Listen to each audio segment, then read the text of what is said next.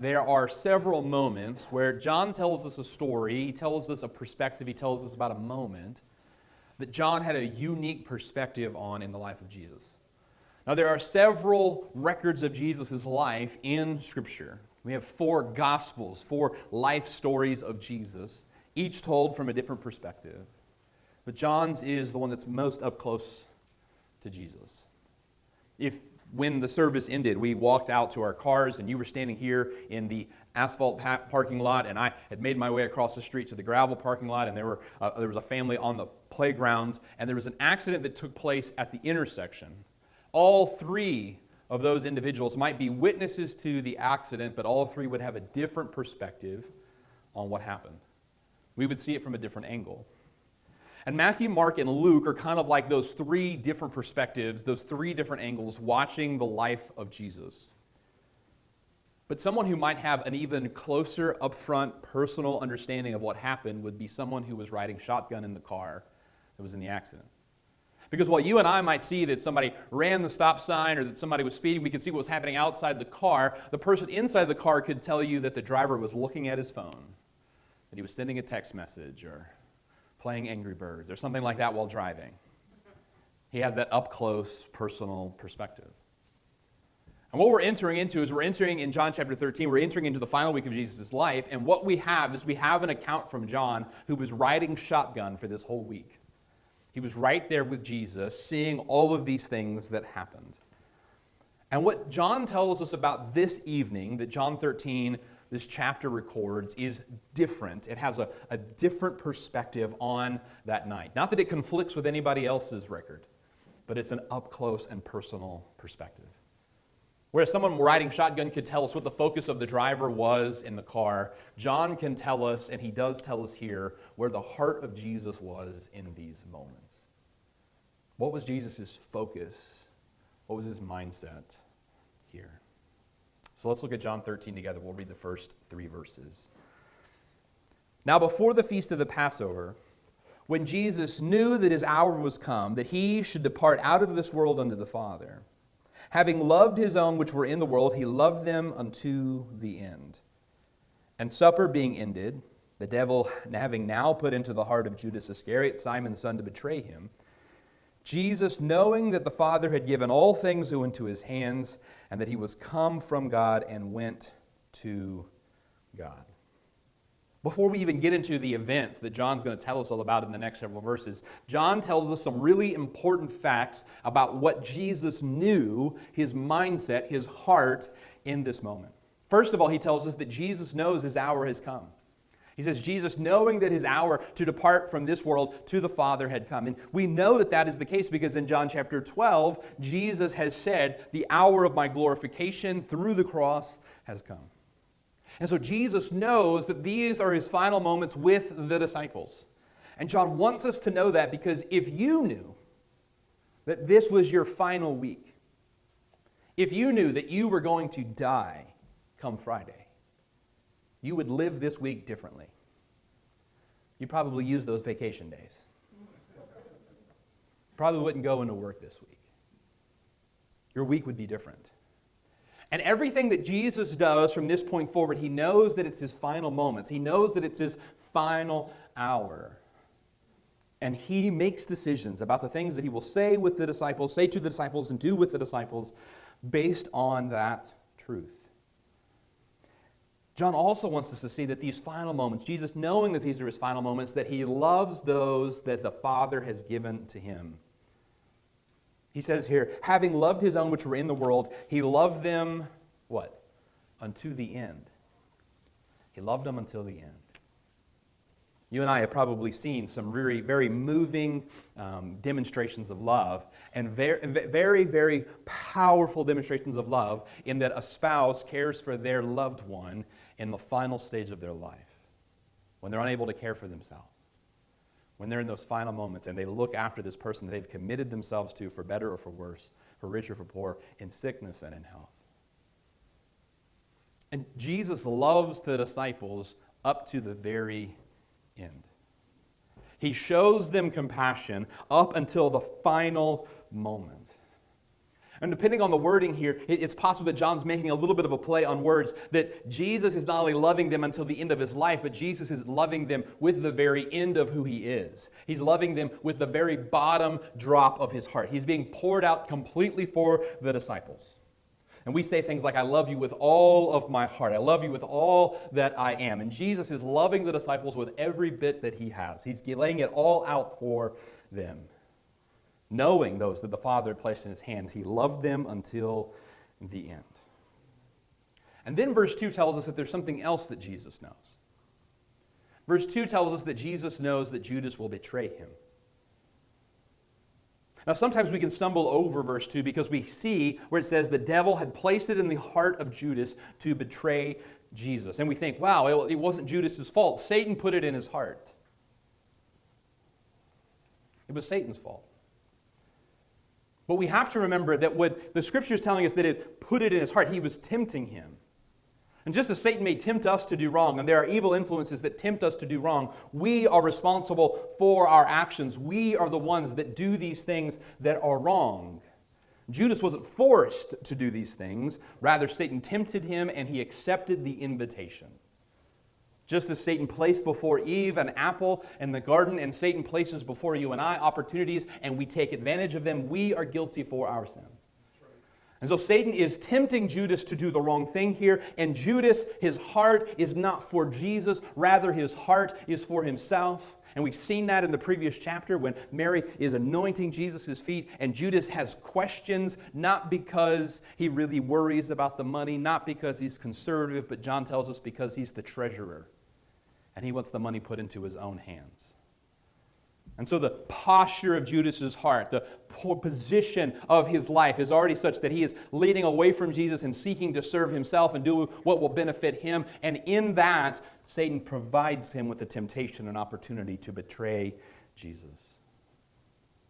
Jesus would later say to the disciples here in this chapter, I'm telling you these things so that once it happens, you might believe. Jesus is not saying, I'm making these things happen, but rather I know that they're going to happen, and I'm telling you now so that when they happen, you could believe that I knew what I was talking about. And God knows what will happen, but that doesn't mean that he causes what will happen. There's a difference. I can know that something bad is about to happen. That doesn't mean that I've caused it. So Jesus knows what is going to happen. The fourth fact about Jesus' mindset and the information that he has on hand in this moment that John gives us is that Jesus was incredibly clear on his identity. Verse 3 says that Jesus, knowing that the Father had placed all things in his hand, that he was God and that he was headed to be with God. Jesus is about to serve the disciples in this amazing way. He's about to do this radical gesture of love for them, and it's not because he's unaware of who he is. You see, sometimes you and I, we do things for other people because we feel like we ought to. We do things for other people because we feel like, well, this is what I deserve. We feel compelled by guilt to do it. And what happens here is Jesus serves not because he feels like I'm a lowly servant and I should be serving other people. Jesus knows that he is very God of very God and serves anyway. Jesus doesn't think less of himself in this moment, and that's the reason that he serves. Jesus knows who he is. He knows his place in heaven. He knows his place in majesty, and he bows low to serve. He's not brought low by his mindset. He's not made to think that he's less than who he really is. He knows who he is and then acts in service in spite of who he is. And you and I don't have to come to this place where we are loaded down with laws and rules and we feel like, well, this is what I have to do. We can recognize that Christ has granted us freedom and forgiveness and know that we have a standing and we have a place with him as a son of God, a child of God, a daughter of God, and yet serve anyway. That's what Jesus is doing here. Jesus performs this humble act of love and service that is reserved typically in their culture for the servant to do. Jesus does it as the Son of God, knowing full well that he is full worthy of all praise. That's what we sang earlier. Worthy of every song we could ever sing. Worthy of all praise we could ever bring. Worthy of every breath we could ever breathe. We live for you, Jesus, because your name is the name above every other name. You are the only one who could save. You're holy. There is none like you. There's none beside you. God, open up my eyes in wonder that I could see who you are. Show me who you are and fill me with your heart and lead me in love to those around me. Jesus doesn't act out of uncertainty on his rightful place. He knows that he's the King of glory and acts with humility. This humility is not born of Jesus thinking less of himself, but rather setting aside his glory to wash the dirty feet of his disciples.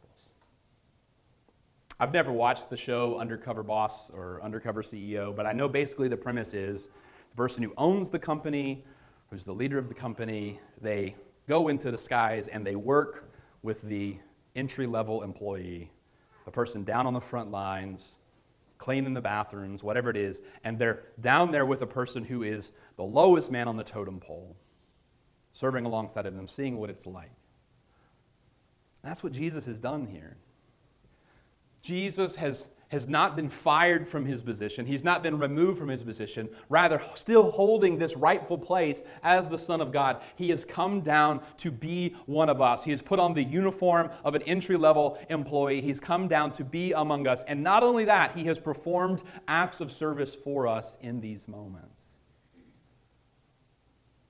And in that moment, he is not lost in who he is. He's not forgotten that he is the Son of God. He knows what the Father has placed in his hands and serves anyway.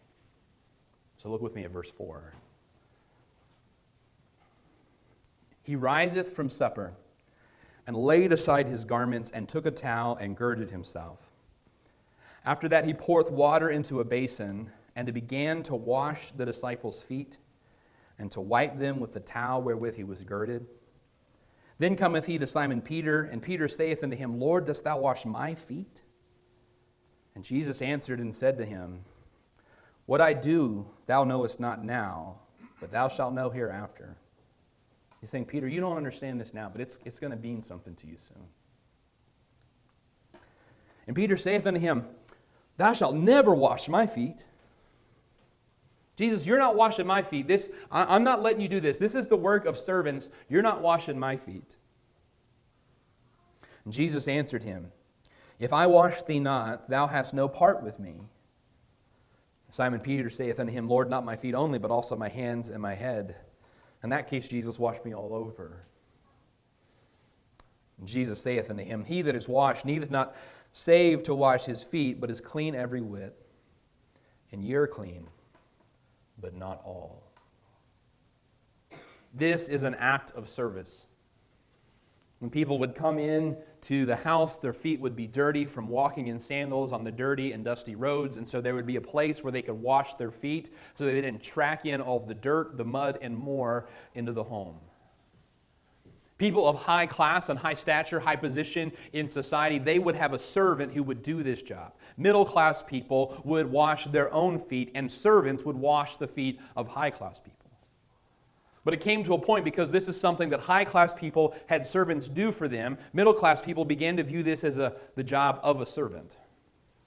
And if you're middle class and you're aspiring to be high class, you feel like somebody ought to wash my feet.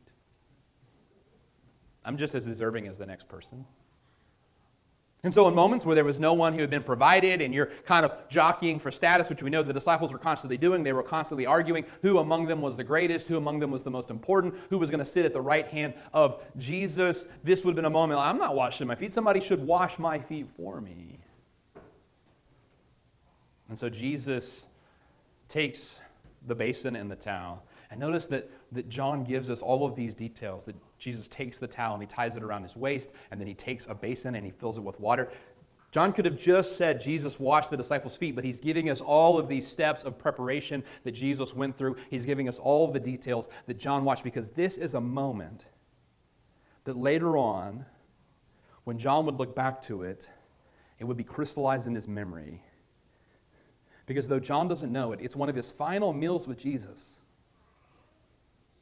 And if you've ever lost somebody that you care about, you think back to the last conversation that you had with them, and it holds this new significance and meaning that in the moment you didn't realize. And when Jesus dies on the cross and is resurrected, and all the things that unfold after happen, John looks back at this moment and he's thinking, that was my last meal with Jesus before he died. And he knew what was going to happen. And he knew that Judas was about to betray him. And he took a towel and a basin and he filled it with water and he washed all of our feet. And it holds this central place in John's memory, this moment, this thing that took place. He sees it so clearly. That Jesus, knowing his place at the right hand of the Father, knowing his place as the Son of God, kneels down and washes the dirty feet of his disciples. One of those pairs of feet belonging to his betrayer.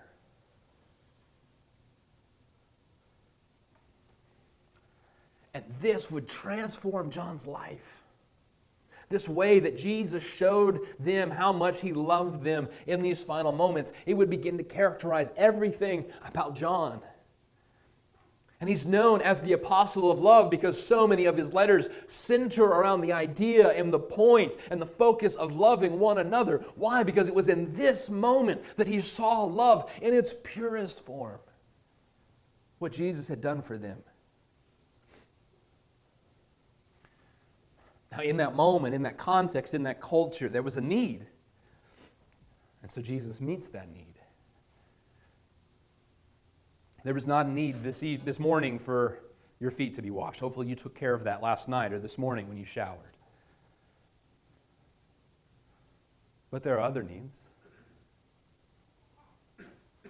There's a need that you have right now. And that differs from person to person. And the need that you currently have is different from the need that you had a month ago. And as God works in your life and he begins to meet these needs and reshape your heart, those needs will change. But there is one need that is absolutely universal. That every one of us needs in all times and in all places, no matter our culture. And Jesus points to this need in his conversation with Peter. Because Peter says, Jesus, you're not going to wash my feet. Jesus, I respect you too much for that. And Jesus says to Peter, what does he say to him? He says, unless I cleanse you, you have no part with me, Peter. Jesus is showing the disciples that he is willing to serve them because he loves them. But he also uses this as a moment to point out to them that without a cleansing, they have no part with him. If you're not cleansed, you have no part with Jesus. Please, I beg you, hear me on this point. For the sake of your soul, lock in with me here.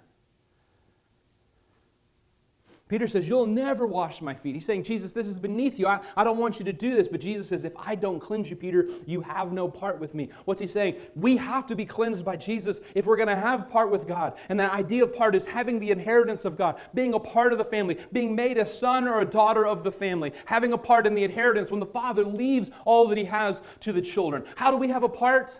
Jesus cleanses us. And without that cleansing, we're not a part of the family. Because what the Bible makes very clear is that the sin that is in our hearts, the sin that taints our lives, it cannot come in contact with the righteousness of God. They do not mix. They're like oil and water. They do not come together. That sin must be removed. There must be a cleansing. Or we are not in the family of God. There must be a cleansing or we have no part with him. Jesus came to cleanse us from our sin. And we only have a part with him if that cleansing takes place. Peter says, well, if that's the case, Jesus, if I only have a part with you, if you cleanse me, cleanse my feet, my hands, my head, from the top of my head to the soles of my feet, Jesus, cleanse me. Because if I only have a part with you, if I have been cleansed, don't leave anything out. And what Peter shows us here is an attitude that is opposite from what most of us have. Because Peter doesn't say, well, what's the least that we can do and I still have a part with you, Jesus? What's the least that I can do and I still skate by? Rather, Peter says, let's do everything possible to make sure I'm cleansed so that I can have a part with you. And our response to Jesus should not be, what's the least that I can do so that I have a part with him? What's the least that I can do so I can have a part in the family of God? It should be, God, do whatever you need to. Do whatever you need to. It should not be, hey, what are the 3 rules that I really have to keep? What are the 6 laws that I really have to obey? What are the 7 steps I need to take and then I'm good? What is it that I have to do? No, it should be, Jesus, do whatever you want. Do whatever you want. Jesus came to cleanse us from our sin. That is the only way that we have a part with God. And our response should be, do your best work, Jesus. Redeem every broken piece of me. Don't hold back. Wash my feet and my head and my hands. And we should not come to Jesus and say, Jesus, what are the parts of my life that I have to surrender to you? What are the parts of me that I have to surrender to cleansing? Our attitude should be, Jesus, you take every part of me. You cleanse every bit of my life. You come in and wreck every aspect of my life. You come and make it like it needs to be, not just my feet, but my head and my hands also. And what Jesus says to him, and if you grew up in church, and you know a good bit about the Bible, you hear this, okay? What Jesus says to him is that if you have been cleansed, you're cleansed. Peter, you don't have to worry. If you're with me, if I've cleansed you, you're cleansed. If you've been forgiven, you're forgiven. And you're all clean, but not all of you. Why does he say that? Because Judas is in the crowd. And Judas has not given his heart to Jesus. His heart is about to betray Jesus. And so even though Jesus has washed his feet, he is not clean. Even though Judas has had the ritual cleaning of his feet by the very hands of the incarnate God, even though Jesus Christ himself washed the dirt off of Judas's feet, because his heart wasn't with Jesus, he was not clean. And I beg you, friend, do not put your trust or your hope in any ceremony, any church attendance, any baptism. Even if Jesus was the preacher himself this morning, even if Jesus himself baptized you, doesn't matter if your heart is not for Jesus. Don't put your trust in anything else. Some of you are putting your hope in the fact that you went through the baptistry years ago. Well, I was baptized when I was a kid, so I know I'm a Christian. Some of you are putting your hope in the fact that you've been attending church for a long time. Some of you are putting your hope in the fact that you obey a lot more rules than anybody else. None of that matters, because Judas did all of that. And yet he was far from Jesus.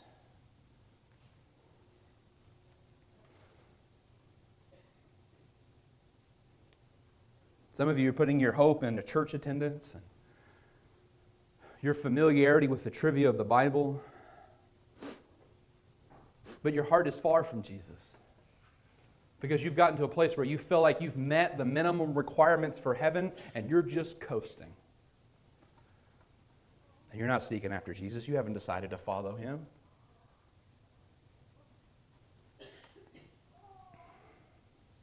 I had lunch with the pastors of Chandler here this past week, and we were talking about our congregations. And you know what is the common refrain of just about every pastor that I have an opportunity to chat with about? There is this fear that there are people that sit in our pews every Sunday, and because they attend church, they feel like they're good to go. That's not it, friend. You can hear every sermon I ever preach all of my life, and that matters little. You can preach sermons all of your life, and that matters none if you're not in Jesus. You can be baptized in church every Sunday, have a position within the church, and not submit your heart to Jesus. You know how I know that? Because Judas is right there. He's in the inner circle. He's among the 12.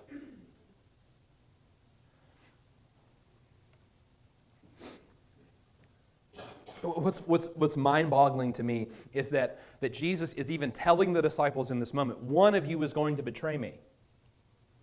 He's even telling them, one of you is not clean. One of you is turning on me. And the disciples can't see it. Look at verse 29. Jesus has told Judas at this point, what you're going to do, go do it quickly. Judas is going out to betray him, to give Jesus up to the authorities. And Jesus says, what you do, do quickly. And the disciples, they don't understand what's happening. Verse 29, and some of them thought because Judas had the bag that Jesus said to them, buy those things we have need against the feast, or that he should give something to the poor. They think Jesus has just sent Judas on an errand to do some good.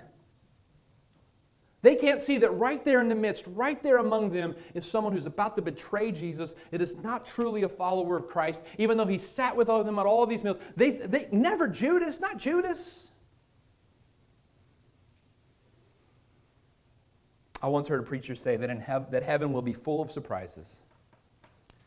And many of those surprises will be those who are not there and those who are. Please do not put your confidence in some practice or ritual.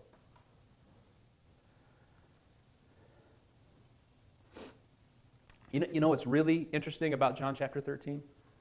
That this is the evening that Jesus has the Last Supper with the disciples, and he institutes the practice of communion, where we take the wafer or cracker or unleavened bread, and it's to represent Jesus' body, and we drink the cup, and it's to represent Jesus' blood, something that the church has practiced for thousands of years to remember Jesus, and John doesn't mention it.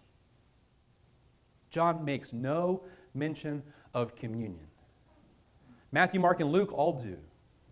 Paul would talk about it in his letters, but John makes no mention of communion.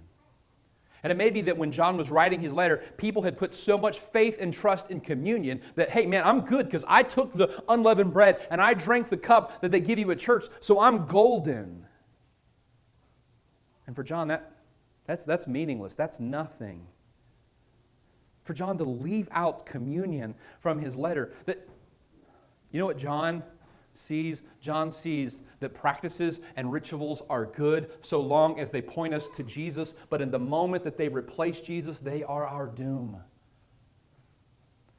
At the moment we start to trust in the practice or the ritual instead of Jesus, they do not lead us to Jesus, but they hinder us from believing in Jesus. John doesn't tell us about communion, but he tells us about Jesus washing the disciples' feet. And then he gives us the words of Jesus that follow. So look with me at verse 12.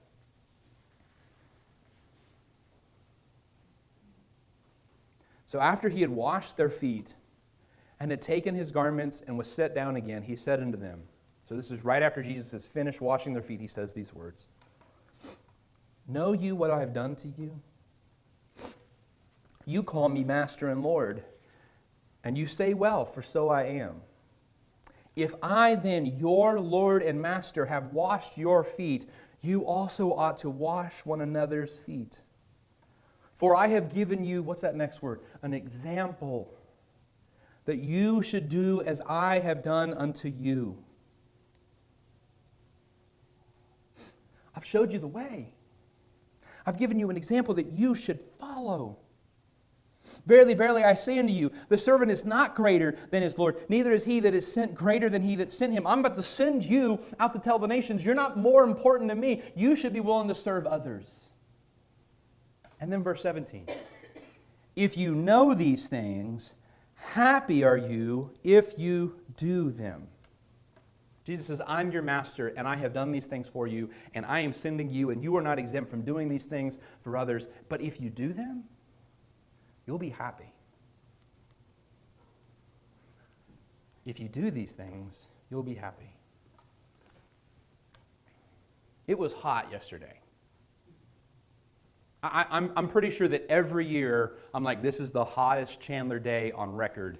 This is the hottest Chandler day ever. And then the next year, it's just hotter. And so yesterday, we're in the parade, and we're passing out popsicles, which people, every time I saw someone get a popsicle, oh, yes, great, because it was hot. And our volunteers walking the whole course of this parade route, handing out these popsicles, sweating. You know what I saw when we got up to the community center and the parade was done? I didn't see a bunch of people complaining. I saw a bunch of people saying, man, that was fun. Smiles on their face. There are times that our musicians have to get here so early to be prepared to lead you in singing. And I'll be printing off some notes, or I'll be finalizing something, I'll be scratching something in my sermon notes, and I hear them practicing. You know what I hear? I hear people who enjoy being together. There are kids, some of your kids, that are in kids ministry that are a handful. You know it. You know I'm not lying. And our kids ministry volunteers love them. Why?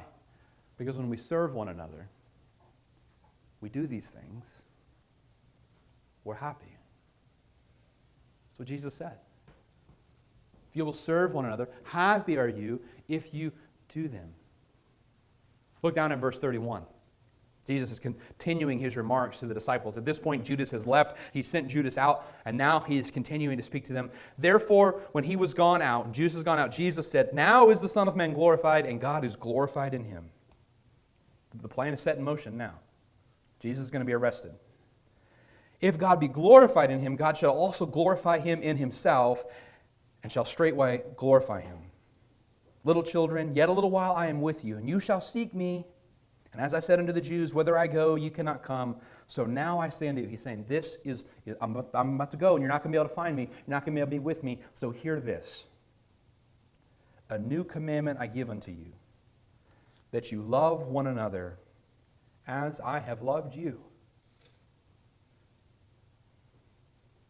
That you also love one another.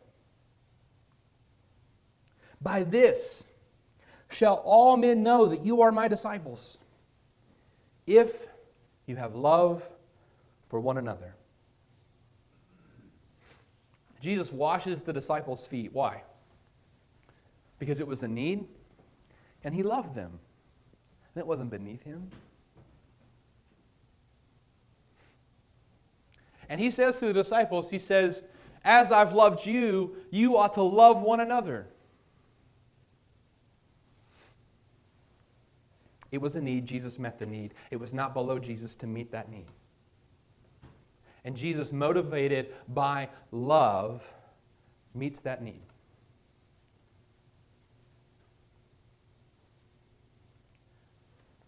Jesus says, as I have done this for you, you should do it for one another.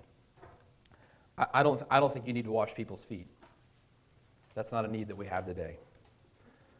Today it looks a little different. Today it might look like listening to a person who needs someone to talk to. Today it might look like loving on some babies in the nursery and changing their dirty diapers. Today it looks like running the soundboard so that people in the overflow can hear what is being said, and people who aren't here today can watch it or listen to it online through the week. Today looks like visiting someone in a nursing home that feels alone. Today it looks like sending a note or a text message or making a phone call or giving an invite. Today it looks like not making a comment on Facebook. It looks like inviting someone to sit around a bonfire with you or sit at your kitchen table and eat with you. There's a need, and we're not above filling it. And if we love one another as Jesus loved us, we'll meet that need. Part of me wants to assign things to you to do, but that wouldn't be love. That'd be obligation. But I think if your heart is shaped like Jesus, if your heart is wrecked by the love of Jesus, if you have experienced how Jesus loves you, that we will love one another as Jesus loved us. And did you catch what Jesus said to the disciples? I mean, did verse 35 just knock you for a loop? Because what Jesus says in verse 35 is that if you love one another, this is how the world will know you're my followers. This is how the world will know you're my disciples. Not by the rules that you keep, not by the platform you stand on, not by the things that you do, not by the labels that you have, but the love that you have for one another. I grew up in church. I grew up around a lot of rules. I had a lot of rules that I kept because I felt that if I kept those rules, people would see that there's something different in me. And there was this turning point in my life, this moment, similar to what John experienced when Jesus washed the disciples' feet, that I read this book entitled Prodigal God. And it was all about how God loved me in the midst of my sin, and that sin looked like righteousness to me. It was my self-righteousness that I felt like I deserved love because I kept all of these rules. And that book wrecked me, and it took away my pride. And when my heart broke and that pride ran out, the love of God ran in.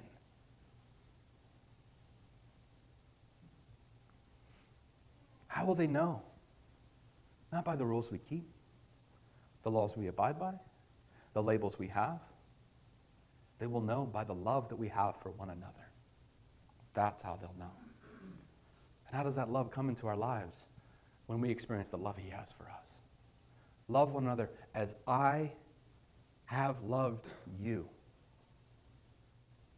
If you've experienced the love of Jesus, Him meeting the need of your heart, the need of your life, the cleansing that you desperately need. I need that it was there, and it wasn't beneath Him to meet it. And so He came to meet that need for us. We experience that love. We'll love others as Christ loved us. Let's bow our heads for a word of prayer.